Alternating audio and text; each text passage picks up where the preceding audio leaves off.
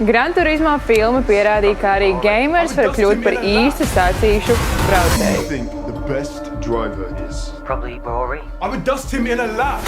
You missed it on the track. Bet vai simulātoru braucējs var arī kļūt par drifteri?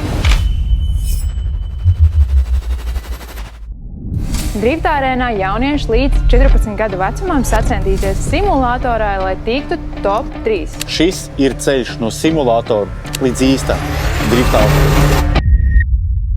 Tā, Alister, tu tikko driftoji simulātorā, pareizi? Jā, Tātad, kas ir grūtākais driftā?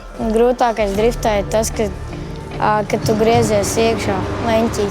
Kas ir viena kļūda, ko šodien braucot driftā var sabojāt braucienu? Uzspiežot pa daudz gāzi, tas tev izmet no trases.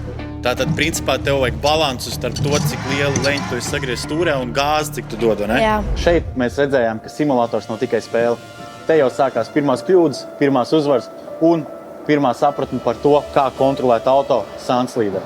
Arī tev, jaunieti, kurš skatās šo video, vēl ir iespēja pieteikties drift skolā līdz 31. maijam, nāc ierindojies top 3 un sēdies pie īsta drifta auto stūres. Tiekamies simulatorā.